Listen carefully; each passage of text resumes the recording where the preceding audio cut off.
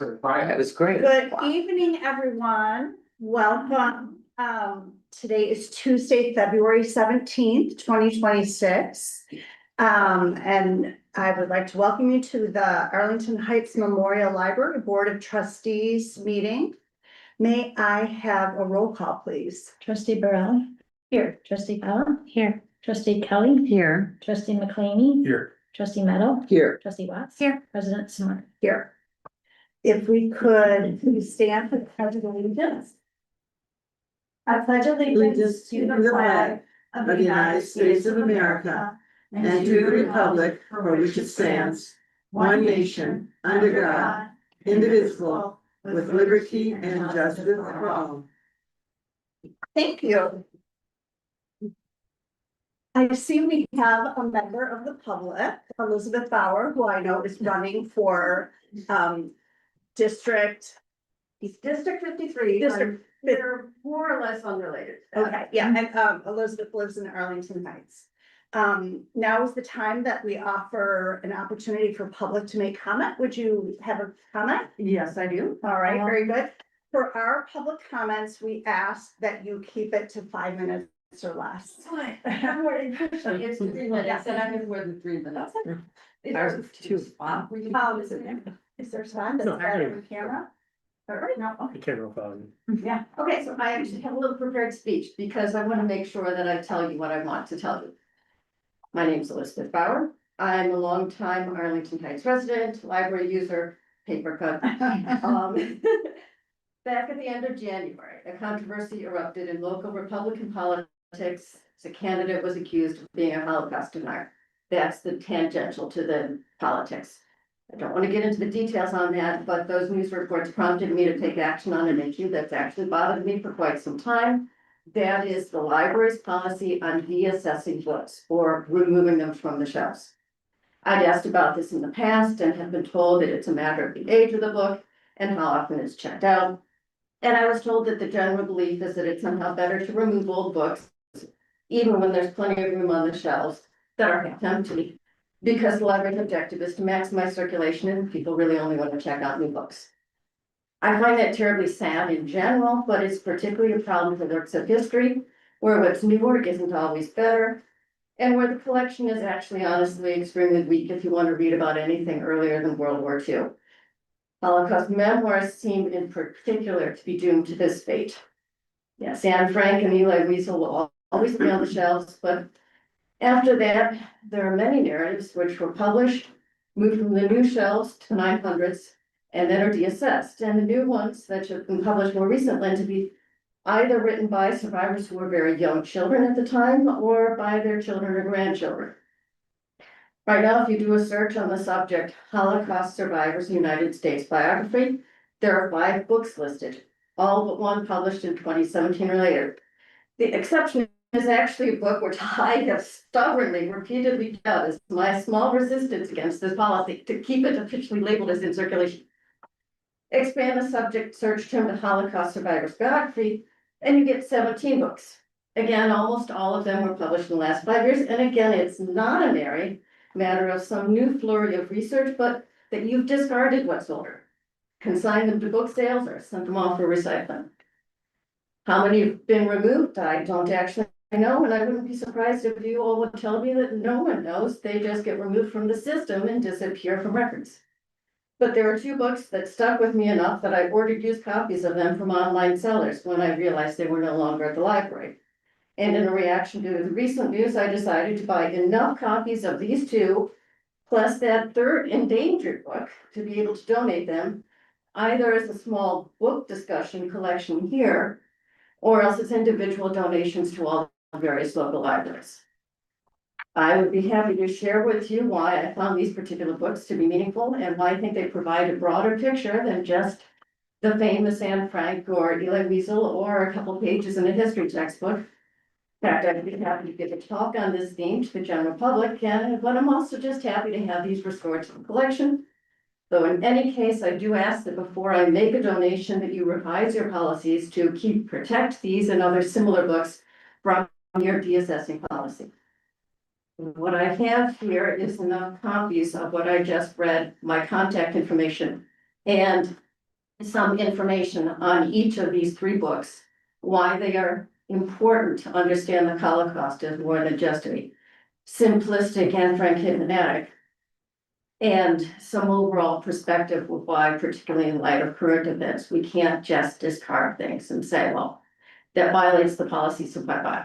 So if you, any of you are willing to take and read these, I would appreciate it. I cannot stay for the rest of the meeting, and sorry, will make you know that I'm going to go ring bells for the bell choir. All right. But I will reach out to you, or you have my contact information there as well. Well, thank you for Thank you. coming. We always appreciate hearing from members of our community. All right.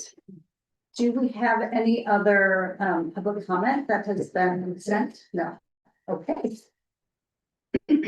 All right, moving on to liaison reports. Do we have a report from the Friends? I do not have a report from either organization, but I do want to mention, I don't remember if I mentioned this the last meeting or not, but our Friends have committed to $50,000 to the bookmobile, so we're thrilled with that. That's awesome.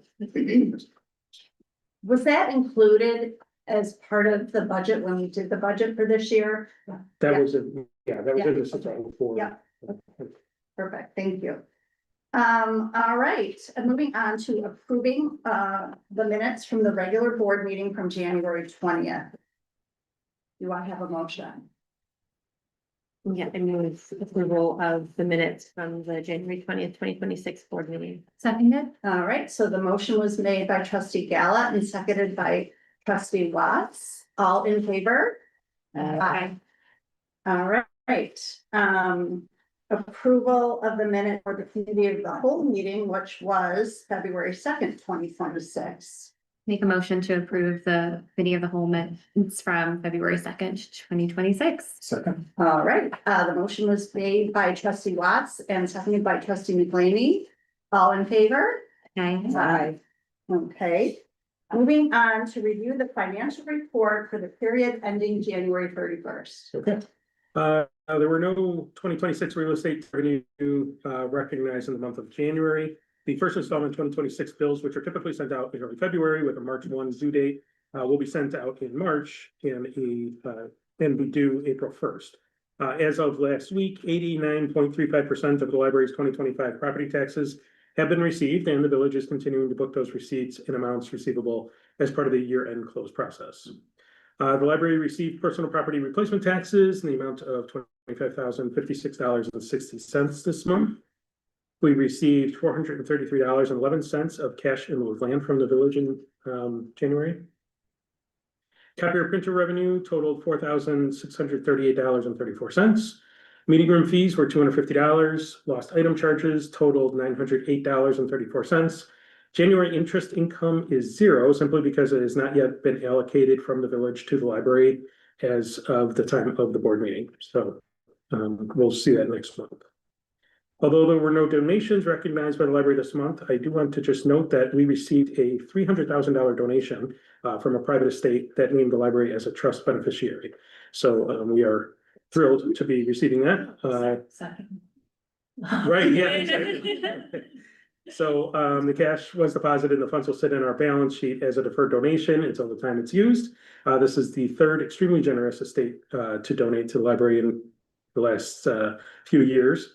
And much of those funds will go toward the procurement of the new bookmobile. Let's see, revenue collected for vehicle stickers totaled $298. Other income was $2,242.53. Maker Place rental revenue was $100 and Maker Place miscellaneous revenue was $596.97. The total revenue collected in January was $34,323.89. On the expense side, 8% of the fiscal year has lapsed, and we have expensed 10% of our total operating budget. Note that in the early part of the year, contractual service expenses for annual renewals are typically higher than the rest of the year because a lot of those contracts or insurance hit at the beginning of the year. So you'll see that even out throughout the year. Commodity expenses also trend higher at the beginning of the year as we pay for electronic resource subscriptions. We had a question about heating fuel costs, which is also related. The heating fuel cost for January was $8,397. which is higher than the 1 month worth of budget, which is $5,211. That's because our budget is not seasonalized, which means that the total annual budget is just simply spread across 12 months. And the actual heating costs are greater in the winter months, so you're going to see it higher in the colder months, and then that'll even out as we get through the year.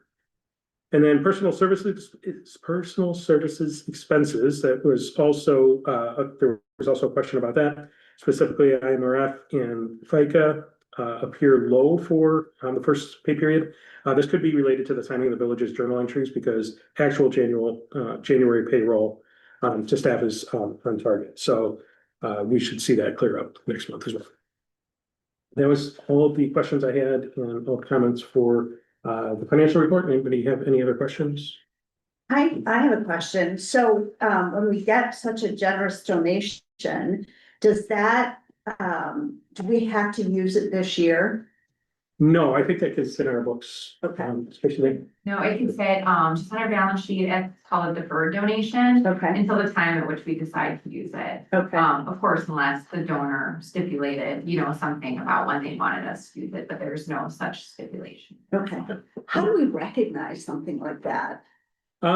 if the family would like us to, we'll put their name on the plaque in the bookmobile. Okay, So for this particular Right. insurance, but depending upon what we purchase, we would typically stick a name on the item. we've had 3 of these rather large donations. Are these people that were very active, like perhaps former board members or some Yes. people that were particularly involved with the Yes. library? Yeah, Okay. people that just love the library, or I think one of them may have been a previous staff member or volunteer Okay, years ago. yeah. So yeah, people that just, love the library. And it was- Trustee Meadow. Yeah, as a village library, do you have to appropriate? I don't. Do you do budget and appropriation, or is that just district? So that, I think. Appropriation, oh, just district, okay, because we would have to appropriate, we wouldn't be able to spend that money unless we appropriated it that year. Oh, okay. So that's why we always increase in case there is a grant or something like that, Got but it. Okay. yeah, we have to. When we file with the county. Okay. Question about the taxes. So 89.35% has been received. Do we know if, is there a schedule of when we will receive all the taxes levied from last year? There's not a schedule. The most I've seen so far from the county is just like a schedule of disbursements, but it's like very, very high level, but say like specifically to the Village of Arlington Heights, so we'll get them. It's just like this much bucket of dollars will be distributed on these dates. And most of that is done. So I think it's like $6 million that we've received recently, which is great. And then like another 1.5 million expected or something like that. So I'm just wondering, like, is there a date where they say, okay, as of March 1st, all the money that we collected last year is given to our entities? We don't have any date like that. No. And it's unclear if all the taxpayers have paid their bills too, some of it will depend on. Right, yeah, that's what I had asked to see an updated dashboard that would just show like how much money we actually took in last year. And the main thing that we probably didn't have buttoned down last month was some of the bills from the construction for capital projects. So I just thought that would be helpful when we get to budgeting again. I really want to know what percentage of the taxes that we levy and think we're gonna get, we actually get, because I think that would be helpful for us.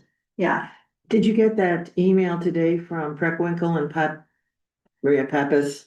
I didn't see it. It was said, I'm surprised, it said, that the, next installment, they're coming out March 1st or 2nd, will be due April 1st, and they intend to, and they said, and we got it delayed a month, well, thank you very much, since one was just due, and that they intend to disperse.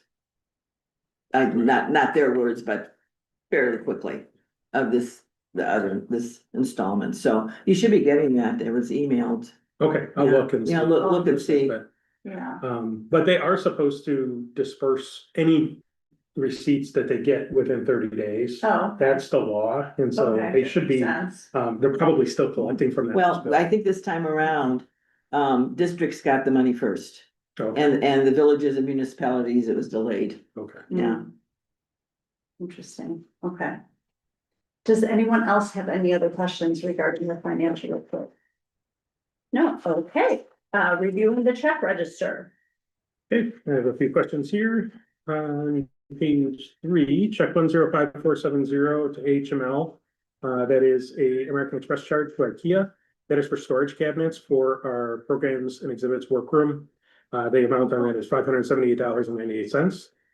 On page 3 and 4, check 105559 and 105570.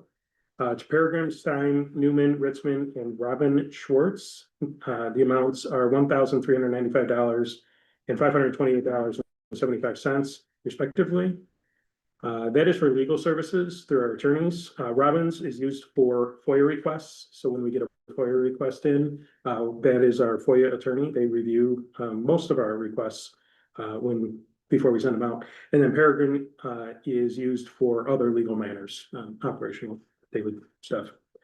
Then on page 5, check 105470 to AHML. That's another American Express charge. This one is the Vista print, in the amount of $24.98. That is staff business cards. Cards with the new branding will be available beginning in early April. So we're probably going to wind down purchasing any of the existing logo until we get the new ones in April. On page 5, 105577 to Schlumser Machinery Inc. for $712. That is for sharpening the cutting blade for our graphics paper cutter. It's a large machine that cuts a stack of paper. So we have that blade sharpened periodically. That involves disassembling the whole mechanisms, bringing the blade to a machinist to sharpen, and then reassembling the system.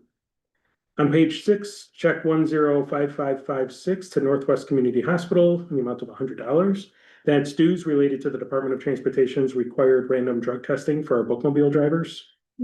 On page 9, check 105466 to Amazon Capital Services. There's two amounts, $1,197 and $1,344. That is replacement phones for our senior center tech classes. So participants use these phones rather than their own personal devices when learning. This allows staff to make sure the phones are up to date so they can spend time strictly on instruction. Plus, with Android phones, participants had so many different types that it became confusing for both participants and the instructors. Then on page 10, check 105470 to HML. This is another American Express charge. This one is to Amazon. The amount is $64.98. That is for Apple AirTags used in tracking in-library ADA devices that we lend to customers, such as our scooters and our walkers. On page 11, check 105589 to Time Clock Plus in the amount of $13,283.87. That is our annual software license renewal for our clock timekeeping software. A new physical time clock to replace one in the entrance, which currently or recently was damaged, and it required annual hardware maintenance support for our 2 time clocks. Then on page 13 and 54, check 105515. And I don't see the other one. It's IGS Energy into Nicor Gas. The amounts are $4,989.50 and $3,199.07. These are natural gas charges for the main library and the maker place. IGS supplies the gas at a fixed hedge rate under the terms of a 3-year contract with them, and then Nicor delivers it. So that's why we have 2 separate suppliers. On page 23, check 105568 to Rails in the amount of $1,029. That is our annual movie license, which hosts movies in one place and allows libraries and other public institutions to pay one umbrella license that covers the showing of any of the movies on their website. Swank is the name of the company, and they cover older movies like Casablanca, as well as newer movies like Hamnet and Sinners, both of which are showing in our Oscar double feature later this month. Then on page 24, this was a general question about the database subscriptions. So it's various subscription providers. There was a question about how do we select those subscriptions, and do we do it the same way that we pick books? Essentially, yes, we have a staff committee that reviews new products, evaluates usage on current products, and recommends add-ons or discontinuations. And then page 54, check 105494 to complete temperature systems in the amount of $6,583. This was for an emergency HVAC repair to the supply fan motor for the large rooftop unit that heats the main area at the maker place. The parts for these units are proprietary and have to be purchased through Carrier. They're also costly. The motor alone was $4,000. And then I have two other questions relating to checks. One was regarding new computer mice and keyboards being purchased, and the question was, are we disposing of our old e-waste responsibly? Yes, we do have an e-waste recycler that picks up items regularly from us. And then are staff noticing any lingering issues from the downfall of Baker and Taylor? Yes, there are some. Many libraries have switched to another provider called Ingram. They're trying to adjust the influx of orders. Obviously, they've received a lot. So we are getting some things late, and for popular titles, we're ordering from Amazon if we can't get them in time. Things are getting better, but it is slow, but they are moving. That is everything I had for the check register. Any other questions about anything? Okay, so Apple AirPods or AirTags on ADA devices, were Yes. those being left in different places in the library? We had a scooter leave the building and not come back, and so we wanted some way to track that, so we're not replacing those Okay. again, those Makes costly sense. items that are meant to be used in the library. Yeah, okay. All right. Right. I move approval of the accounts payable check register for the Arlington Heights Memorial Library for January 31st, 2026 in the amount of $1,063,754.55. I'll second it. All right, so the motion was made by trustee Gallup and seconded by trustee Kelly. May I have a roll call, please? Trustee Burrell? Yes. Trustee Gallup? Yes. Trustee Kelly? Yes. Trustee McLean? Yes. Trustee Meadow? Yes. Trustee Watts? Yes. President Smart? Right. All right. The executive director's report. Okay, I have a lot to cover on this one because there's a lot of interesting things going on here. So I'm gonna start on page 2. Staff highlights from outside the library walls. Our digital services librarian Bill co-presented for the Illinois Library Association Noon Network webinar, e-resources for all, building a demand-driven collection. And our programs and exhibit specialist Neil and community engagement supervisor Catalina were selected to present on the PADS meal prep program at the American Library Association's annual conference in Chicago this June. So they look forward to sharing the library's experience and learning with the library community. Also on page 2, we are working with the Village of Arlington Heights Public Works on a program to paint the plow. So this is a partnership in a community arts project for this summer.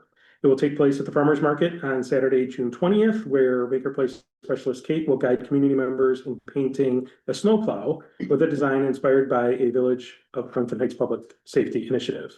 Once completed, the painted plow will be on display on a truck in the 4th of July parade and then put into service during the 2026 winter season, helping plow the streets of Arlington Heights.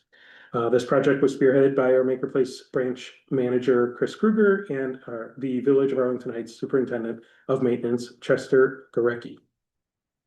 In addition, Chris also led a Maker Place tour for the public works staff and a village engineer, highlighting available equipment and services. Staff expressed interest in 3D printing, embroidery, and 3D modeling software as they explore expanded in-house fabrication and future collaboration opportunities. And then also our state representative, Mary Beth Canty, and the Illinois Secretary of State hosted a community engagement, a mobile DMV event in partnership with the Office of State Representative Mary Beth Canty. The event served 48 customers who were able to complete real ID services and other DMV transactions on the spot in Hendricks. And then 260 students and families from Poe and Riley Elementary Schools attended their family literacy night in January, hosted for the first time by the library. The event included teacher read-alouds in the Lindsay Room, meet and greets with school mascots, hands-on crafts and activities, and opportunities to learn more about library resources. This was an internal collaboration between our and community engagement teams. And then the next page, the communications and marketing team collaborated with multiple departments on the creation of a social media reel inspired by the Chicago Bears divisional playoff game last month. The creative mix of library humor and football entertained library social media followers and beyond. More than 26,000 people viewed the reel in total on Facebook and Instagram over the short period of time. Did you all see this? Yeah, That's great. So well done, Sasha and team. And then our youth services winter reading program brought some cute and cozy dragons into Kids World and the Hub, along with an increase in participants. A total of 1,032 readers registered, which was a 33% increase from last year's total registrations. The increase was likely due to the unique illustrations designed by Colleen from the graphics team, digital flyer promotion through the schools, and weekly prize drawings. And then we also added a new online resource. Arlington Heights cardholders can now access Barron's, the respected weekly financial newspaper from Dow Jones and Oliver's website. Then on page 4, wanted to highlight the Winter Carnival. 160 customers participated in the Winter Carnival, developed and delivered by the library's middle school volunteer panel.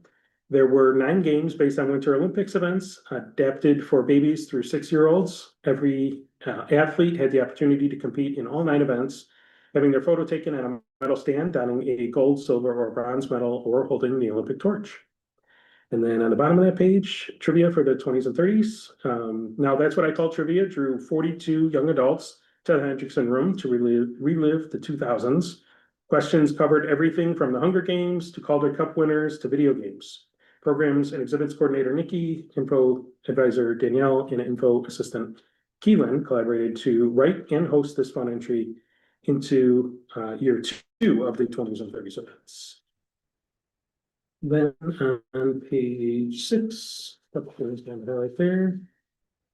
Staff from Youth Services, Human Resources, Circulation and Community Services, and Senior and Accessible Services hosted a tour and conducted practice interviews with Have Dreams Academy participants. Have Dreams is a local organization that provides resources for individuals and their families living with autism spectrum disorder. Have Dreams staff appreciate the support we continue to provide to their academy participants. Then at the bottom, Youth Services staff collaborated with Community Engagement Supervisor Catalina to identify local organizations and individuals who might be able to help the library reach Korean-speaking communities. Many groups, including Hana Center, Hanuel Family Alliance, Wheeling Township, St. John United Church, and Korean Education Center of Chicago offered their support in sharing a digital flyer with their audiences. The extra outreach paid off because 21 people, which was the highest participation in a language-specific storytime at the library, attended last month's Korean language storytime. And then on page 7, I wanted to just mention the update to the library's collection. So our collection librarian, Natalie, made several changes to the library's movie collection, including creating of a golden age genre, sunsetting the documentary genre, interfiling the sound and stage genre with the rest of the genres, creating a biography section, and installing a featured nonfiction movie display. There was a question from a trustee about how we measure that. We measure the changes through response by checkout statistics, and then also any customer comments that come in through those, or regarding those. There's another thing I wanted to highlight on the director's report. Anybody have anything else to have questions on? I want to highlight out of it. There was a lot of good stuff this week. Yeah. I love the square dancing. I was really impressed by how many people were there, actually. And I think, you know, the continued work with pads, and then I love the program Make, Do, and Mend. I mean, to encourage people to mend things, but also, you know, offer that for people that don't have sewing machines or whatever. And the literacy night, I actually remember going to a literacy night at one of those schools, so it's interesting that they chose to do it here. Was there a reason, like, are they doing construction, or they just felt like we had more space? I'm not sure, Dana, do you know the reason why they moved it here? This was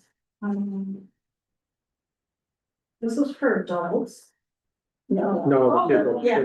This I'm was- sorry. Those two schools. I'm not sure. But what a great chance for them to bring their parents here and show them all the resources here. Yeah, that's great. All right. Anyone else? All right, moving on to old business, approval of the 2026 Illinois Public Library Annual Report of 2025. Okay, so we did discuss this at the February 2nd committee of the whole meeting. The board had a couple of questions that we went back and looked at. Everything that you had questions about, we did verify that was correct in the report and the way it was done. There is one outstanding one that is the 8.1B, where we identified it as unknown. They were looking for additional details on funds for this year, I believe. We reached out to State of Illinois for clarification. We just haven't heard back on that one. So we're going to keep it as unknown, which is what we've how we've responded to that question in the past, and hopefully have that clarified for next go round. Anybody have any other questions about this report before we All right, submit it? I have a motion. I move that the Board of Library Trustees approves the 2026 Illinois Public Library Annual Report for 2025. And a second? Okay, so the motion was made by trustee Gala and seconded by trustee Burrell. Why don't we take a roll call? Trustee Burrell, Yes. trustee Gallo. Yes. Trustee Clay. Aye. Trustee McLean, Yes. trustee Meadow, Yes. trustee Watts. Yes. President Simon. Aye. All right, moving on to the adoption of proposed revisions to policy 1.101, rules of the Board of Library Trustees. Okay, this was another policy that we discussed on at the February 2nd committee of the whole meeting. The change to this policy really is just the addition of performance of active military duty as a service member as one of the reasons to zoom into a board meeting and be an active member. There was in discussion, there was a suggestion in the section 5 to add the president may designate a member or members of the board as liaison to the Friends of the Library in the Terrence Memorial Library Foundation. So we're changing shall to may. So it's up to the board, president's discretion if they want to designate a liaison. Also, in Article 5 in Procedures, Section 8, I noticed something as I was reviewing this policy again. All meetings of committees and the board shall end no later than 10 p.m. unless specifically extended by a majority of the members present. I would recommend that we change that to 9 o'clock. When this was adopted last time, 10 o'clock was the closing time of the library, which is, I'm sure, what this was referring to. So I think with the library being closed at 9 o'clock now, it would make sense to make that 9 o'clock. And then there is another sentence there, access to the meeting by the public will be maintained after the library is closed, which we do have security, keep the doors open after we close. So those are the only, so just those 3 changes in this policy. Anybody have any questions about them? I mean, I'm fine with that. Haven't we stayed past closing before though? If We it have. was a particularly, so in that situation, do we have to make a motion to stay here later or? Okay, Yeah, so previously, if we were staying open or we were going later than 9 o'clock, but we were done before 10 o'clock, it wasn't a big deal because the way this was written, right. probably is okay. But changing this to 9 o'clock, really in the spirit of what this is getting at, when the library closes, we really should be making it to go beyond that. I see. We have, however, in the past, if the library's closed, security does keep the doors open and we do keep public access to the meeting. Right. I'm just wondering why we need to change it if, I mean, it's only probably if there were something very controversial or something happening, or it's really a budget meeting maybe, or Right, something that might run long. I think is it it's pretty just that you rare think that we- in general, the meeting is supposed to end when the library when the closes. library closes? 2 hours isn't enough. Right, yeah, exactly. Keep us on track. Yeah, exactly. Okay. So that's totally up to the board, though. I mean, you could keep it at 10 o'clock, but I would, in the spirit of what they're I looking for, I understand. think it's 9 o'clock makes more sense. Okay. But I have a motion, or does anyone have any other? No, I guess I'm just still I agree. I mean, 2 hours is fine. Was there a like recommendation, or was that just something that came up that you noticed, or was that something that's like policy across the board, like industry wide? No, it was just something I noticed Okay. and just figure Yeah. we might as well update that as long as we're Okay. touching the policy. Yeah, I would say that it's a lot cleaner to be Mhm. with the library hours. I mean, I could see someone go, why does it say 10 o'clock if the library closes at 9? Like if they really looked at it, they're like, Right. oh no, we have another hour to talk. I think it's a good catch. I'll make a motion for the Board of Library Trustees to adopt the proposed revisions to policy 1.101 rules of the Board of Library Trustees. Second. All right, so the motion was made by trustee Watts and seconded by trustee Burrell. May I have a roll call, please? Trustee Burrell? Yes. Trustee Gallo? Yes. Trustee Kelly? Aye. Trustee McLean? Yes. Trustee Meadow? Yes. Trustee Watts? Yes. Trustee Smith? Aye. All right, moving on to approval of the proposed revisions to policy 2.008, personal information protection. Okay, this is another policy that we discussed at the February 2nd committee of the whole meeting. This really just brings our policy in line to the latest legislation. There are a few changes in here that are bolded in your memo. Essentially, the biggest points are identifying what personal information is. And so in this revision, we're adding medical information, health insurance information, unique biometric data generated from measurements or technical analysis of human body characteristics, and username or email address in combination with a password or security question and answer that would permit access to an online account. We also just mentioned about that the library maintains reasonable security measures to protect records, and the library disposes of materials containing personal information in a manner that renders the personal information unreadable, unusable, and undecipherable in accordance with the Personal Information Protection Act.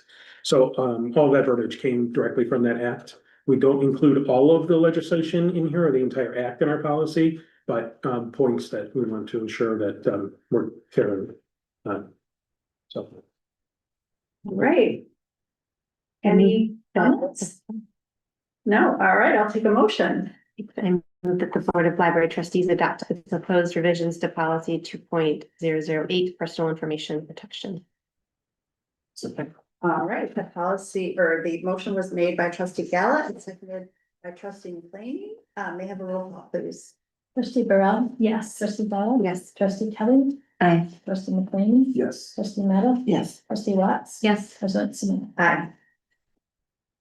All right, new business, looking at the new website preview.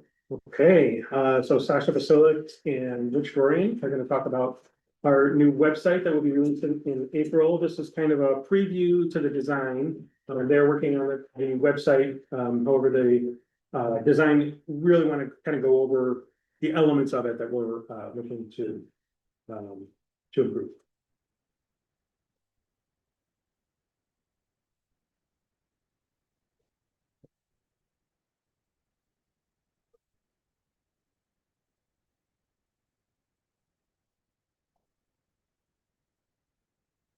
And just hit okay. Mike, I was wondering, have you shared the new logo with staff? Like, did you do that at your last, Yes, we should have showed that at open mic, I Yeah, believe, open mic. after we talked about it here. right, so will you do the same with this? I told you, yeah, mhm, Nice, yeah, okay. we'll do the same Yep. presentation then. Okay, then you can step up to.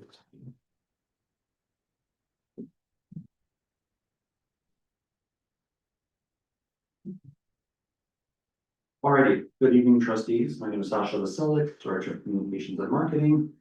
My name is Rich DeWarian, the IT manager. And Rich and I are the co-leads on the library's website redesign project. So tonight, we're going to take a split screen approach to show you where we are currently with our website and the changes that we are making for the new website.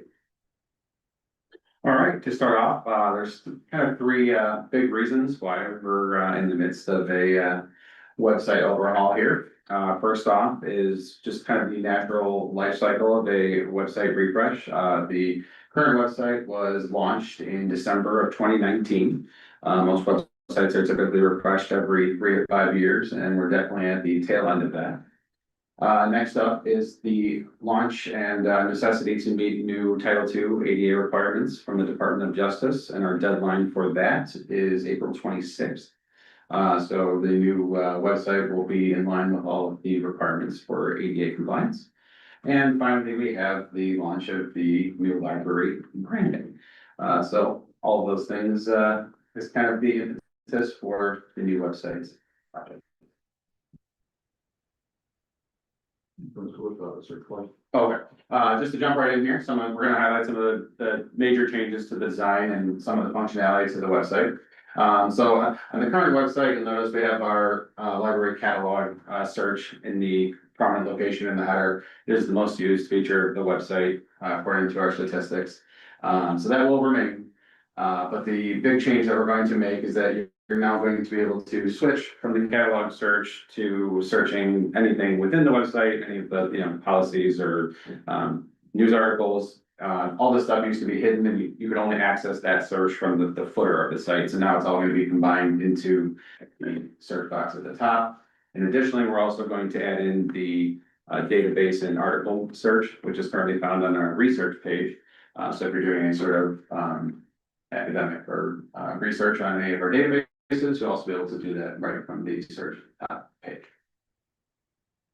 Following this all-in-one search bar, we also wanted to highlight a brand new feature, which are these six boxes, but they are actually 6 buttons, and we're calling those quick links. So these are going to be based off of a mix of the most popular pages to make sure that when a website visitor comes on our website, that they can find exactly what they want as fast as possible. But we may mix in a couple of wild cards that we want to bring to the surface to promote in this prominent area. So what you see there is just specifically for the mock-up, so we can see what it looks like. But you can kind of get the idea of, for example, reserving a room, reserving a conference room is a very popular service that we have here. Maybe that will stay in the future, but like I said, this is just for mock-up purposes. Following, I'm sorry. So, I'm sorry, if you click printing, would that take you to a page that gives you all the information about printing and like how much it costs and where it is and blah, blah, blah? That particular one is a popular one on library sites for wireless printing. Yeah. That you can print from home and, so it is one that libraries do bring into the forefront. We'll start trying to figure out if it's gonna make the cut or not. I mean, cause how long would pages sit on the printer then, if I did it for my house? Well, I think when you come here, you get a code or something. I don't think they just print. Oh, I and see they what sit you're there. saying, gotcha, But you get that's, some sort of. wow, that's very something with it. efficient if it works. Yep. And that's a service that we've had for, I would say, a long time. Yeah. So underneath the quick links here is a section that my team is really, really excited about, and it's about enhancing this area of the website that my team uses for promoting aspects of the library, but also we feature here 3 news articles that my team puts together. And as you can tell, it is not very attractive being so text heavy. So we're really excited about the future where we're going to have a title to it. It's going to be called News and Stories. So this is going to be a mix of news articles and promotional items as well that we want to bring to the forefront. What's nice is currently we have 5 spaces. You see 3 currently on the screen, but we have these buttons here that'll give you 3 more. So it gives us an opportunity to bring to the forefront 6 items. And also with just the 2 graphics here, we're able to add photos and graphics to really bring a lot of attention to this section. It's really important to us to make sure that our community and our website visitors are aware of what's new at the library and also to share the library story. Sasha, is it okay? Yeah, to sure. interrupt you to ask questions? I just. Yeah. Will that like automatically rotate then, like carousel? I think the goal is that you control Okay. that it moves. I think we have the option to go either way, but I think we don't want a lot of, I think, movement. I think also probably for accessibility as well and kind of sensitivity. This carousel here where you see Black History Month, you see the dots, they will be changing Okay. while you're on the site, so I think, maybe even one thing changes probably enough. Following the news and stories, we will continue to have an events feed. Like we have on our site right now. As this mock-up stands, we will actually be able to share 2 more than we do right now, so we'll be able to share the next 8 programs, classes, events that feeds directly from our calendar. Following that, we have a promotional area here that we think we will be changing, not super often, but often enough just to kind of give some sort of dynamic content to the homepage of the website. And Rich will talk about the book river here. So our current, new to the library section here, just kind of starts with one slideshow that you can click through, and you have to go to the drop down where it shows fiction there. What we're going to change to is a new system where it's kind of a tab based book river, and we'll be able to highlight 5 or more book rivers on any given page.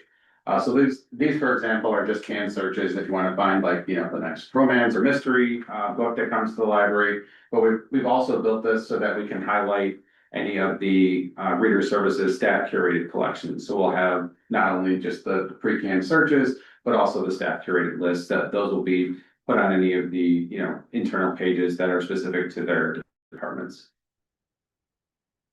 I do also want to mention is on the home page, it looks like this, but there are certain pages where we have all of our lists. Where right now there's a book river for each topic. And what's nice is with this, we'll be able to consolidate that. So that it could be, like Rich was saying, also by topic. So instead of like, for example, Halloween, instead of having like 5 separate Halloween book lists, we could have where it says your next great read, it could be Halloween, and then the subcategories, those buttons could be those different book lists. So we could bring, as you can tell, there's a thing about bringing things more to the forefront. It's kind of like the keywords that we keep mentioning, so we hope with this feature that our website visitors will be able to see more book lists. I guess that was the other point, is that they're a lot more timely. They're a lot easier to make now and just pop in anywhere, kind of on a whim, versus right now, there's a lot more back end coding work that goes into putting these on all the different pages. So that'll definitely be nice to highlight the various collections that go along with different things that happen throughout the year. And with the homepage, we just end with what's called the footer. So just to kind of mention really quickly while we're on here, to bring, I would say a major improvement of the footer is we are including all of our locations in the footer. Currently, we do have the contact us, we do have the main library, we have the maker place, but we don't include the senior center at this point. So it is really nice to, someone goes at the bottom of the website, that they see all of our locations and hours and directions and so forth.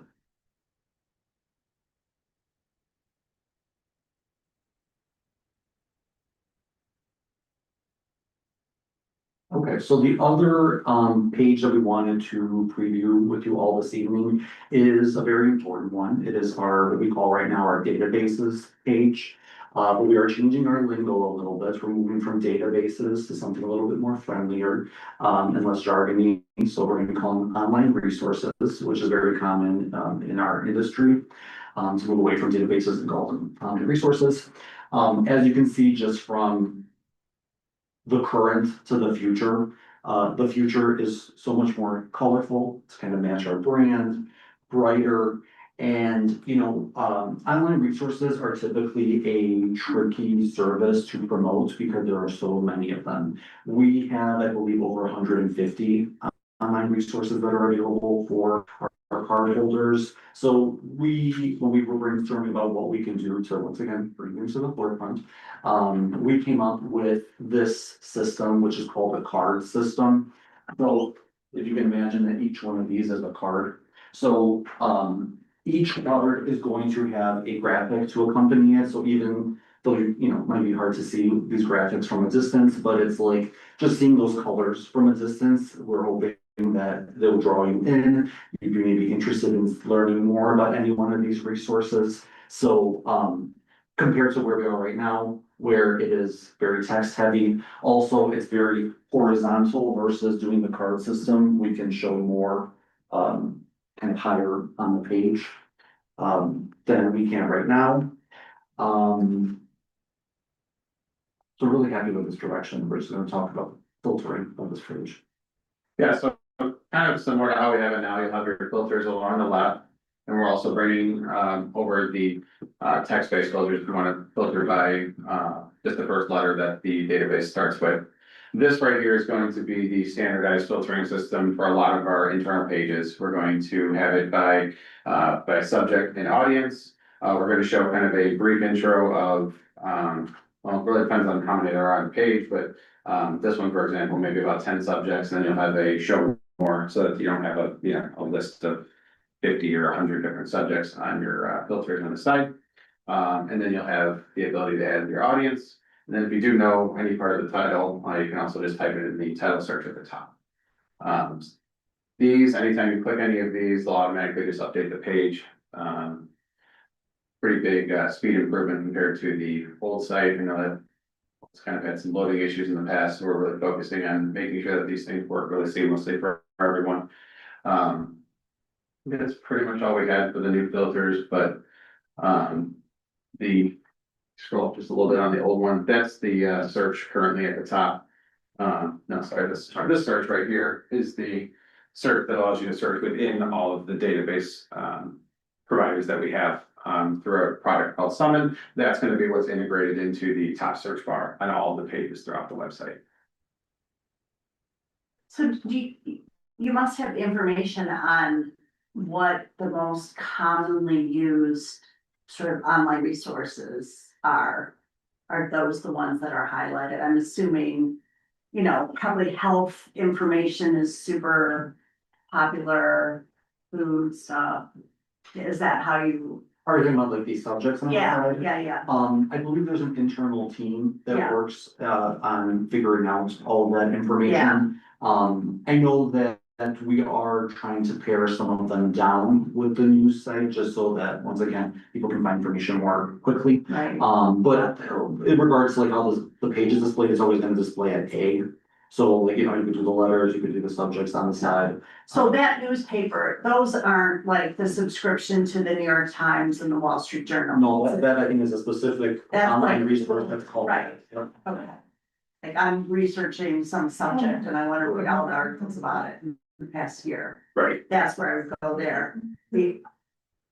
Tomorrow's Wall Street Journal, I get on the other part, the front page. Correct. Oh, correct, yes.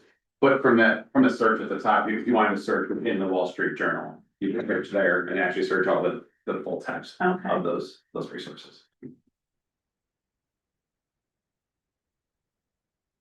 So we're gonna talk about mobile response, Moving on. responsibility. So right now we are just demonstrating the desktop version of our site, just for the sake of the screen resources here. But we are building this entire thing in a mobile responsive design, just like we have now. We don't have plans on building a separate app. It's all just going to be part of the same website as it is now. We're going to continue to provide a lot of the same mobile self-checkout features, the barcode features that are used by a lot of people within the building. But all these designs and all these layouts do have, mobile mock-ups and layouts that fit really nicely on tablet-sized devices and your cell phones that you would expect. We do also want to mention that this whole project to this point is exclusively done by in-house staff. And it was a slow year thus far, and really want to challenge us. But Rich and I have been working very, very closely on this, and honestly, I think in the end, when we launch this website, we're gonna think back that this experience was very rewarding. To be here at this time to work on such a big project, to be thinking about our community, to be thinking about our staff, to make sure that we launch the best website we can at this point. I do also want to mention that the goal of launching this site is on the same day as us launching the brand, which is going to be in the beginning of April. And then Rich and I will be back in April to do an actual live demo of the site when we launch it. Any questions?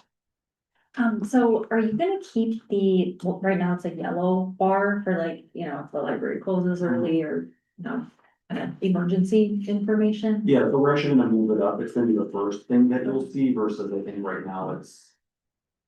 Yeah, it's kind of under the under red typically. Yeah. Yeah, so that is being moved to the top and we will continue to have that feature. Mhm. Just a quick comment. So I work in tech and do websites every day. We've moved to something like your quick links. We call them common actions, where it's also 6 right across. And it has been a game changer. People love it. And it has reduced like our call volume because people can find what they're looking for. So I just love to see that that's incorporated into the site because I think it's been so pivotal for us to, and just seeing how it's driving engagement on our sites. And of course, we do completely different things than what you do, but it's just how people are used to using technology nowadays. So I think it's really cool. You guys have done an incredible job. It's a lot of work that goes into it. So props to you guys. It looks great. It looks really user friendly, and I think for people that are either less tech savvy, like the pictures and that make it easier for someone that's not super tech, but also for someone that's younger, that's used to, I don't know, this kind of look. It looks great. My one question is always, I think that the executive director's report is always so impressive. And, you know, we're impressed every month when we read it, and I feel like when we all tell people, oh my gosh, did you know the library did this and that and this, I just would love to see that somewhere where people can find it easy. So to answer that, we've been thinking about it. Uh-huh. Especially with like the accessibility. Yeah. Because the director's report is posted as a PDF. Right, And PDFs are like a big change that's gonna be necessary for this title too. So I've been brainstorming with Mike and with Brian of how we can make that more accessible, but also more accessible to the community as well. right, looks great, it really. That's gonna be a big day, and I know it's so much work for you guys to do it yourself. But the fact that you can sort of like problem solve in real time with what the library really needs instead of always explaining it to a consultant or an expert in the field. That there's some great value to that, I think, because you really know what you want and what your customers want. And it looks like you're giving it to them, so that's terrific. Yeah, I think that it is very inviting without being overwhelming. And I have said it before that the upcoming new rebrand, I love it. And I love how you used all of the various design elements. So it's not redundant like the red bar, it's, you used all those, I really like it with the different elements on that first page, particularly how you show that. Yeah, like it's up on the top of the library, and then you had it like down at the bottom bar and different, And you can't see because we're kind of zoomed in on this, but Sasha, if you scroll up a little bit, you can see like part of an L Yes. on the side there. So now it's kind of just like bringing that brand into the background. that was my point, I didn't even There you notice. go. Yeah, no, it looks great. Really even the colors. Also, as you're talking about, user friendliness, it just reminds me of like a phone, like I just want to push the button, so. But it just seems like across, populations, just being able to, it's that common that people use, different devices, that being able to, kind of access it the same way. But so it looks great. All right. Kudos. Well, thank you so much. We look forward to a live demo, not too soon. We need more time to work it out. All right, do you have other? I do have a couple of other things. First of all, I want to congratulate our trivia team. The Park District had their trivia contest over the weekend. The Borrowers, which was the team, the library team, represented us proudly at the Historical Society's charity trivia event. After a close competition, they snagged Jack Schmidt, actually was the winning team, but congrats to our team for bringing home the silver. So that was awesome. We also had the chili cook-off with Lions over the weekend. There was some really stiff competition there. We brought a very, very solid thing, but unfortunately, we didn't get recognized this year. But it was great. Staff volunteered to be there, which was wonderful. And then I think I talked a little bit about it at the joint meeting, but the bookmobile is going to be shifting back, timeline on that about a month or so, month and a half. We're now expecting it late January, early August, and that is because the company that's building it. Wait, good job. Oh, You said January. sorry. Like it's I you. wish. And I was, you can get me off the list. Yeah, late July. Anytime within that early window. August. The company that's building it received a federal contract that they had to put everything aside to work on. So, but I did get a notice today that the bookmobile chassis is moving from Winnebago to their facility. So, so that's a good sign. They're gonna still try to make it in early July or before July 1st, but they said no guarantees. That would probably be later July or early August. And then EV chargers, just want to give you an update on that. Still working with the company on Heartland on that one, getting that installed. There's been some issues with ComEd and getting things resolved there. They have actually filed a formal complaint and are starting to see some motion now. So we're expecting those, if we stick with ComEd, probably early spring or late spring, early summer. But there's also an Illinois grant that we're applying for as well, which would be bigger chargers, more power, faster charging. That would be later in the summer or early fall if we did that one. So that one's kind of a backup. We've applied for it and we're gonna see what happens, but if we can get them done, we'll get them done. But Wait, just wanna let you what know. is you said somebody filed a lawsuit? No, it was a formal complaint Okay, from what's that? Heartland to ComEd because we weren't seeing any movement on this thing that ComEd had committed Oh, to. I see. And Okay. so they had to actually file something formally to get it moving in. Got it. So, Yeah, and just in terms of the bookmobile, I definitely would love to see us push them to get some sort of discount or whatever. I mean, we signed a contract. They gave us a time that this would be ready and a government contract comes in front of us. Mm. That's not really our fault. Like there must be some way that, I don't know, it just doesn't seem right. And so any way we can push them, whether it's some sort of discount. I understand that in reality, they're gonna do what they're gonna do, but. right. Yeah, and the way the contract is written, they say best estimate is second quarter. But they do say in their contract that it could move for whatever, Yeah. for different reasons. So I don't know if we really have much of a Yeah. legal leg to stand on or anything, but, Yeah. I've had conversations with them and their consultant and, we're looking at any options. I'm gonna see, kind of how things go in the next little bit Right, with them actually getting the bus, if they can start Yeah. working on it sooner before that other contract kicks in. Love to see it for the 4th of July. I know. I know, Really that's the whole great. thing. Really, if it wasn't for the 4th of Right. July parade, I know, then it's just a. Leave the parade. Exactly. Well, there, I mean, at least there's.